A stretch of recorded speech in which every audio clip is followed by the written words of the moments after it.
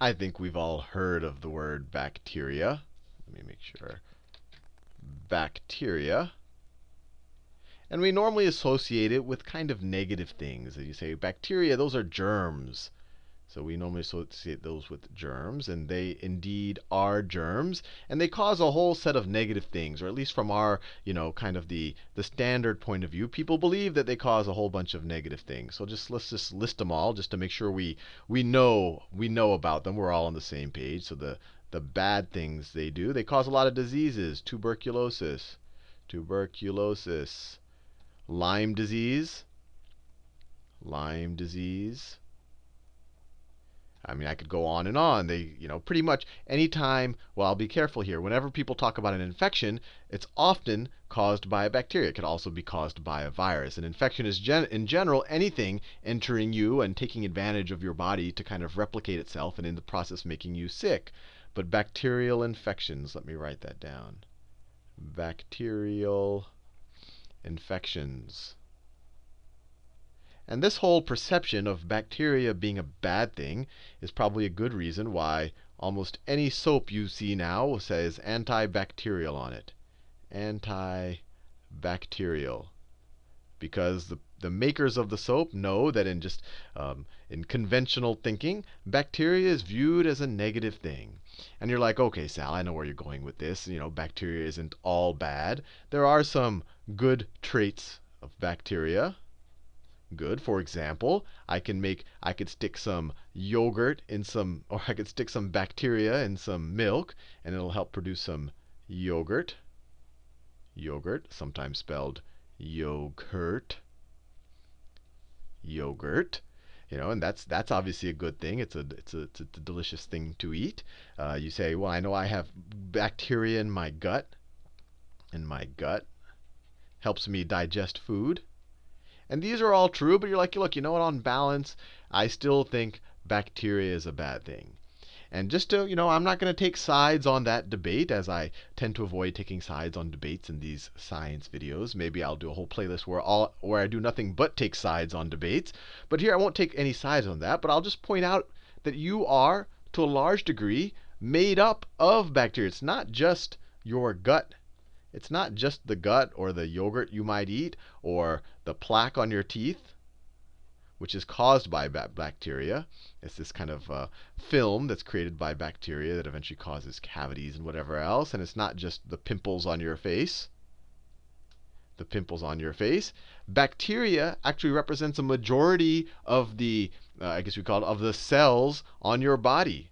So for every, and this is a kind of an astounding fact, for every one cell on the human body, every one human cell, so these are all cells that, all have your DNA in them, and they all have nucleuses, and I'll talk about that in a second. You have 20 bacteria. 20 bacteria. Now, your response there says, okay, that's fair enough, but these bacteria must be much smaller than the human cells, so it must be a very small fraction of my mass. And you're right, it's not like we're mostly bacteria by mass, although we are mostly bacteria by actual cells. But even if you were to take out all of the water in your body, then by mass, bacteria is going to be roughly 10% of your mass. So I weigh about 150 pounds. I've got 15 pounds of bacteria walking around with me. So, we always kind of think ourselves as like, the bacteria is riding on us. But to a large degree, we're kind of in symbiosis. We're kind of two creatures, or not just two creatures, two types of creatures living together. Because I don't have just one type of bacteria on me. I have thousands of types of bacteria on me. And there's a huge amount of diversity. And we're just scratching the surface in terms of the number and types and diversity of bacteria that exist. So I've talked a lot about bacteria, and hopefully this fact right here will make you realize that they're super important to just our everyday existence. And just to make sure we understand the magnitude of this, in a previous video, and I looked this up again, we have on the order of 10 to 100 trillion cells, human cells. Trillion cells. So for every one of these we have 20 bacteria.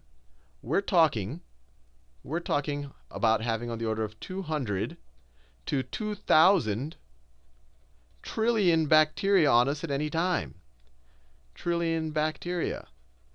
And I'm a hygienic person. I take showers daily, and that's even me. It's not like you can somehow eliminate them. And even more, it's not like you even want to eliminate them. But that's fair enough. You're probably asking, okay, Sal, I'm convinced that bacteria are important. What do they actually look like? And they're these small unicellular organisms. Maybe that's my bacteria right there. And they're different from the cells that make up us. And when I say us, I'll throw in all plants, animals, and fungi. And the big difference, or the one that people noticed first, is that all of the eukarya, which includes plants, animals, and fungi, all of their DNA is inside of a nucleus, a cellular nucleus. So that's the nucleus right there. Nucleus. And all of our DNA, it's normally in its chromatin form. It's all just, spread around something like that. In bacteria, which are, what people originally just classified on whether or not you have a nucleus. In bacteria, there is no membrane surrounding the DNA. So what they have is just a big bundle of DNA. So they just have this big bundle of DNA. It's sometimes in a loop, all in one circle, called a nucleoid. Nucleoid. Now, whenever we look at something, we say, oh, we have this thing, it doesn't. There's this assumption that somehow we're superior or we're more advanced beings. But the reality is that bacteria have infiltrated far more ecosystems in every part of the planet than eukarya have. And there's far more diversity in bacteria than there is in eukarya. So when you really think about it, these are the more successful organisms. If we were to have, if a comet were to hit the Earth, God forbid, the organisms more likely to survive are going to be the bacteria than the eukarya, than the ones with the large, not always larger, but the organisms that do have this nucleus and have membrane-bound organelles like mitochondria and all of that. And we'll talk more about it in the future. Bacteria, for the most part, are just big bags of cytoplasm. They have their DNA there. They do have ribosomes because they have to code for proteins just like the rest of us do. And some of those proteins, from bacteria, they'll make these flagella, which are tails that allow them to move around.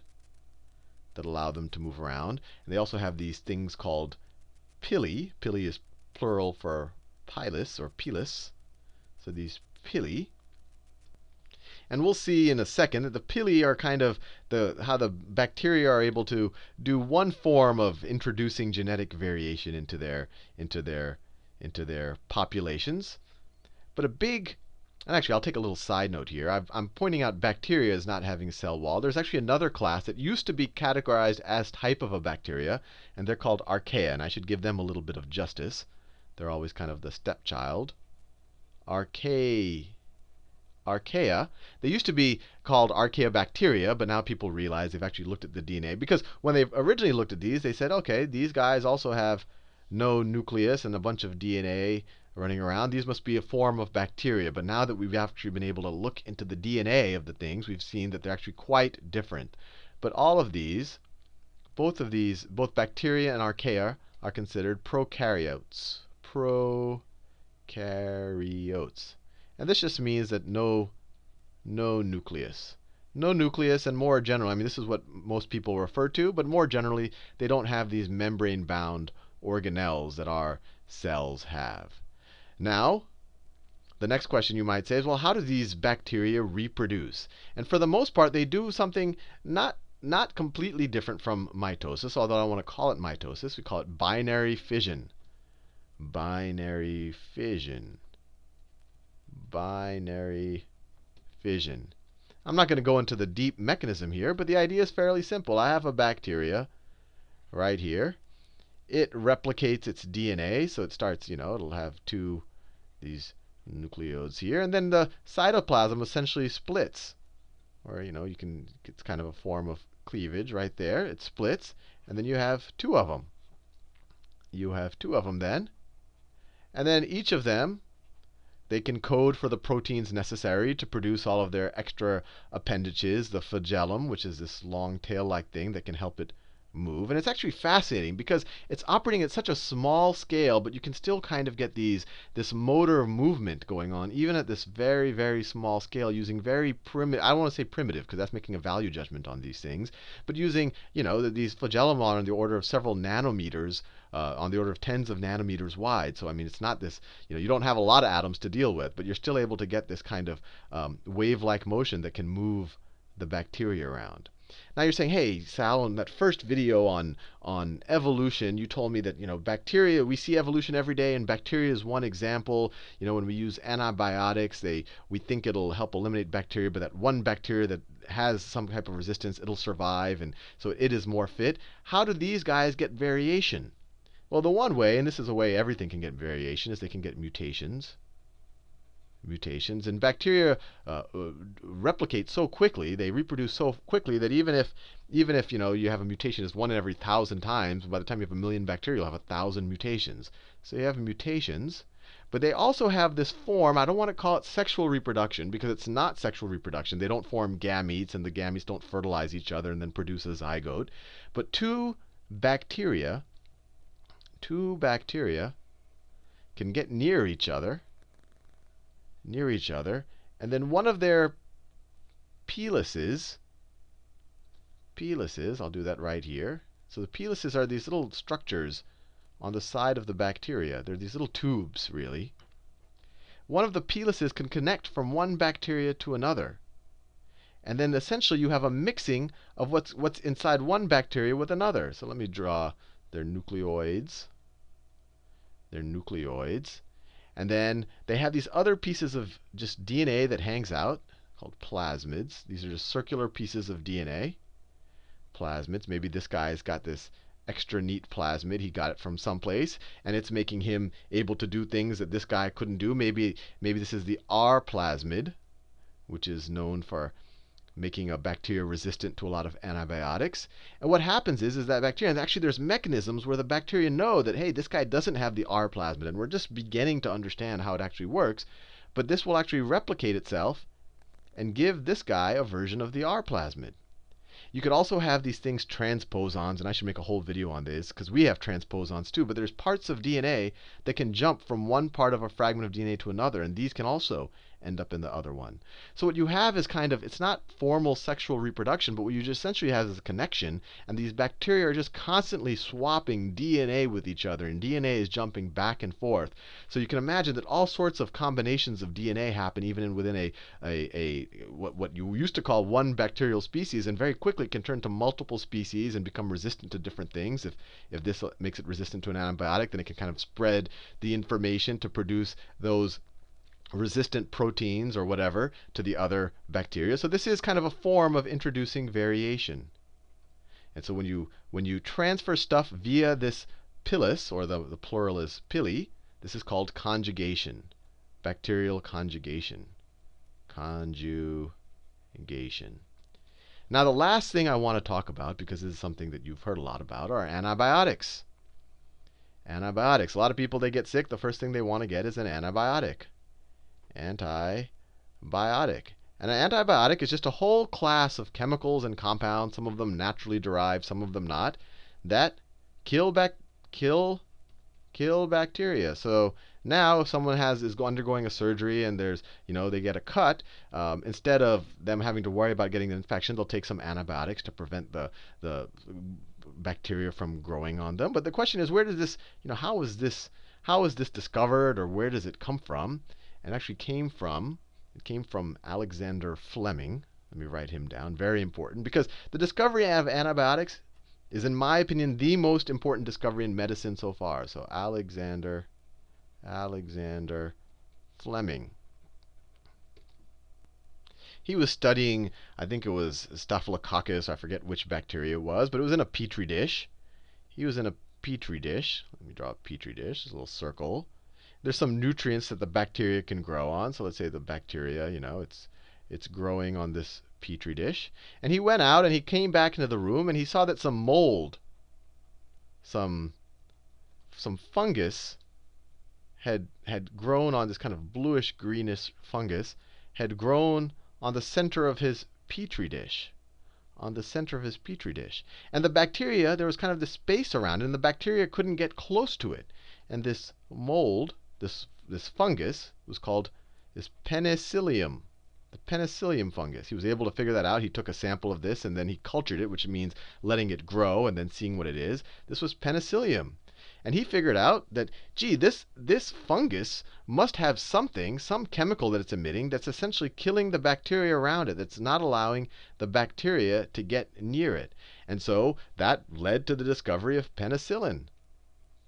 Penicillin. I see. Penicillin. And now that you discover, this was in the late 20s, so 1920s. Now, once, by the time World War II came around, now people had gunshot wounds and they had to get things amputated, whatnot. But for the first time, they could actually give people antibiotics and not worry about, or they probably still worried about it, but didn't have to worry about this thing as much as they did before. And now, if you have a bacteria, if you have tuberculosis or Lyme disease or anything, the treatment all involves taking antibiotics. And there are many, many more types of antibiotics now coming from many, many more different sources. But the general idea is the same. You want to kill bacteria. Although you don't want to kill all bacteria because some of it's good. In fact, we are made up of a lot of bacteria. There's even I don't know if I even mentioned this earlier in the video. There's bacteria in our skin that helps take up oil and moisturize us and make our skin nice and supple.